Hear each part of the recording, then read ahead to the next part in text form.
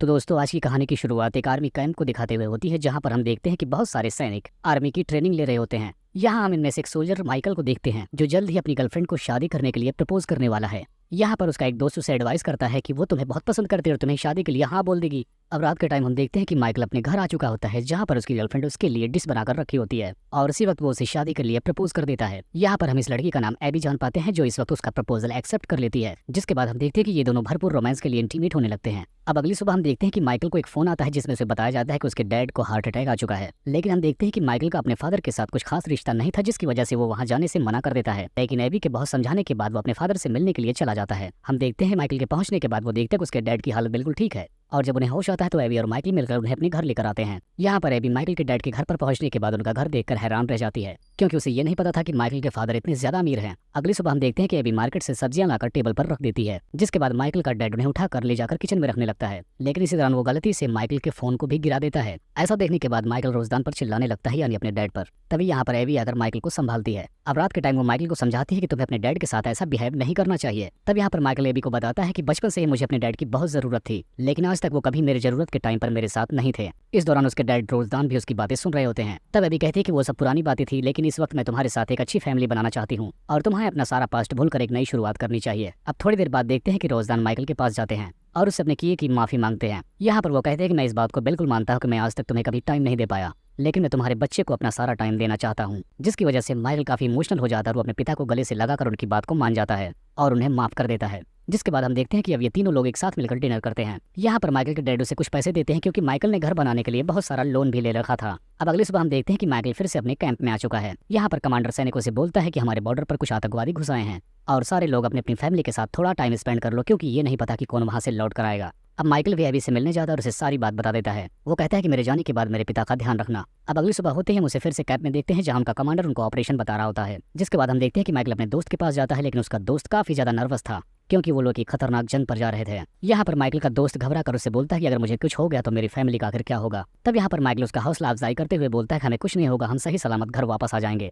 अब इस रात माइकल घर आने के बाद बहुत ज्यादा परेशान था, क्योंकि उसे पता था कि अगली सुबह ही उसे जंग पर जाना है। तभी एबी उसके पास आकर उसकी रिंग उसे वापस कर देती है, ये कहते हुए कि तुम ये रिंग मुझे वापस फिर से आकर पहनाओगे और उसके तुरंत बाद ही हम शादी कर लेंगे। ये देखने के बाद माइकल काफी ज्यादा इमोशनल हो जाता है। अब अगली सुबह हम देखते हैं कि माइकल अपनी होने वाली वाइफ और अपने डैड से मिलकर वहां से विदाई लेता है और अपने मिशन पर निकल पड़ता है। अब एक हफ्ता गुजर जाता है, जिसके बाद हम देखते हैं कि माइकल एबी को फोन लगाता है, लेकिन नेटवर्क कनेक्शन ठीक ना होने की वजह से उनकी बात नहीं हो पाती। अब इधर हम एबी को देखते हैं, जो रोजदान के घर पर ही थी और इसी दौरान तभी वहाँ रोजदान की बिजनेस पार्टनर आती है, जिसका नाम टेरिसा होता है। यहाँ वो कुछ पेपर्स पर साइन लेने के लिए आई थी। तब यहाँ पर रोजदान उन दोनों को इंट्रोड्यूस करवाता है और फिर वो टेरिसा को अपने साथ लेकर उसे अपने कमरे में चला जाता है। अब हम देखते हैं वो टेरिसा के पेपर पे साइन करने के बाद टेरिसा को अपने साथ बेड पर लेकर उसके साथ जबरदस्त रोमांस करते हैं। अगली सुबह एबी और रोजदान ब्रेकफास्ट कर रहे होते हैं। तभी वहाँ पर टेरिसा जाती है और उन दोनों को एक दूसरे के साथ ब्रेकफास्ट करते हुए देखकर उसे उन पर कुछ शक होने लगता है। अब रात होने के बाद टेरिसा रोजदान के पास आती है और उससे पूछती है कि आखिर तुम दोनों के बीच क्या चल रहा है। तब यहाँ पर रोजदान उसे समझाता है कि वो मेरे बेटे की होने वाली वाइफ है और हम दोनों में ऐसा कुछ नहीं है जो तुम सोच रही। इधर दूसरी तरफ हम माइकल को देखते हैं, जिसके बहुत साथी मारे जाने के बाद उसकी भी मौत हो जाती है।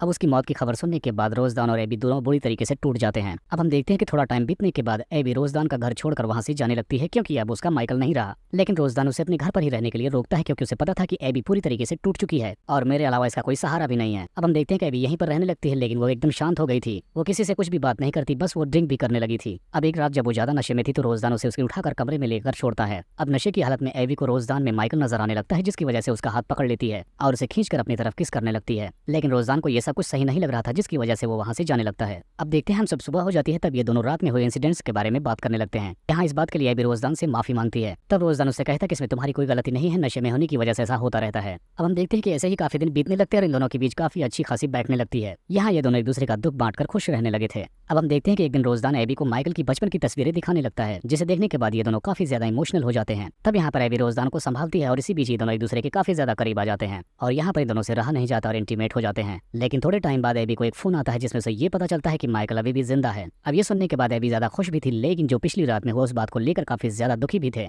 अब वो दोनों अगले दिन हॉस्पिटल माइकल से मिलने के लिए जाते हैं, जहाँ पर उन्हें पता चलता है कि आतंकवादियों ने माइकल को पकड़कर बहुत टॉर्चर किया है, लेकिन उसकी बहुत अच्छी किस्मत थी, जिसकी वजह से वो वहाँ से बच कर निकल आया। अब हॉस्पिटल से उसे जब घर लेकर आते हैं तो माइकल फिर भी काफी सैड रहता है, क्योंकि अभी भी उसे जंग की यादें परेशान कर रही थी। यहाँ पर वो छोटी से छोटी चीजों से घबराने लगा था। अब एबी अपनी एक फ्रेंड से मिलती है जहाँ पर वो उसे बताती है कि उसने माइकल के डैड के साथ मिलकर माइकल के साथ चीट किया है। तब उसकी फ्रेंड उसे बताती है कि तुमने ये बहुत ही गलत काम किया है, लेकिन अब आगे से ऐसी तुम दोनों कभी गलती मत करना। अब रात के टाइम हम देखते हैं कि माइकल एबी को रिंग पहनाता है और इस दौरान ये दोनों काफी करीब आते हैं। लेकिन इसी वक्त माइकल को अपना टॉर्चर याद आने लगता है और उसे बुरी तरीके से दौरे आने लगते हैं। यहाँ पर वो काफी ज्यादा एग्रेसिव हो जाता है, लेकिन बहुत जल्दी ही वो ठंडा पड़ जाता है और अपनी इस हरकत के लिए एबी से माफी भी मांगता है। अगली सुबह उसे फिर से दौड़ा पड़ता है, जिसके बाद वो चिल्लाते हुए जाके अंदर चला जाता है। तभी हम देखते हैं रोजदान को, जो अपनी और एबी की तस्वीरें देख रहा होता है। इसी दौरान वहाँ पर टेरेसा आ जाती है और ये देखने के बाद उसे यकीन हो जाता है कि इन दोनों के बीच जरूर कुछ चल रहा है। अब रोजदान उसे समझाने की काफी कोशिश करता है, लेकिन वो समझने को तैयार ही नहीं थी। जिसके बाद टेरेसा फौरन माइकल के पास जाकर उसे बताते हैं कि तुम्हारी गर्लफ्रेंड का किसी के साथ चक्कर चल रहा है, जिसकी वजह से माइकल गुस्से में आकर अपनी गन निकाल लेता है। तभी रोजदान उसके पास आकर बोलता है कि एबी ने कभी तुम्हारे अलावा किसी और से प्यार नहीं किया, तुम्हारे जाने के बाद भी मैंने कभी उसे किसी और लड़के के साथ नहीं देखा।